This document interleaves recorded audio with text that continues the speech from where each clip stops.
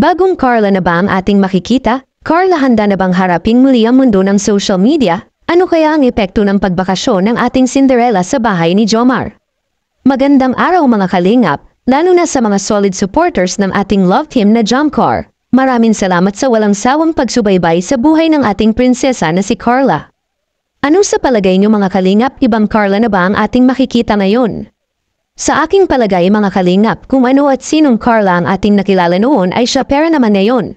Ngunit sadyang may nagbago lang mga kalingap, ito ay ang kanyang tibay na ng loob, at Carlang matatag.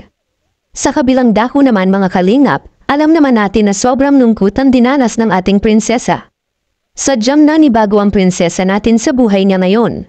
Lalo na ngayon na sadyang kilala na siya sa larangan ng social media. Dahil sa mga pangako ni Kuya Rab na hindi niya pabayaan ang mga kalingap angels ay talagang ginawa niya ito kay Carla. Kaya gumawa agad ng aksyon si Kalingap Rab at pinagbakasyon muna si Carla sa bahay nila Jomar at ito'y pinahintulutan naman ng kanyang mga magulang. Sadyang maraming nag-alala sa tambalang Jomcar dahil akala ng iba ay mawawala na ito. Mahirap naman din siguro mga kalingap kung bigla na lang mahento ang tambalang Jomcar nang dahil lang sa mga salitang binitiwan ng mga bashers. Mga kalingap, malaking tulong talaga ang pagbakasyon ni Carla sa bahay nila Jomar dahil dito ay nawawala ang problema at stress ni Carla lalong-lalo na sa hindi magandang nangyayari nito mga nagdaang araw sa social media.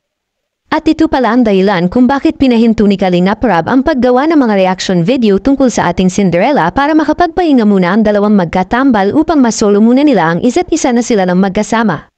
Sadyang napakamaaliwalas ang hitsura ng dalawa simula nang sila ay magkasama sa Naga. Dapat pala ay ipagpasalamat natin ang mga basher dahil sa kanila ay nagkaroon ng moment ang dalawa na sila lang ang magkasama at nakilala pa nila ang isa't isa at makapaghanda na sa muling pagbabalik sa mundo ng social media. Hanggang sa muli mga kalingap, huwag niyo pong kalimutan mag-like at mag-comment at kung bago pa lang kayo sa ating channel ay paki-subscribe po at paki-click ng notification bell para ma-update kayo sa susunod nating video. Thank you and God bless everyone!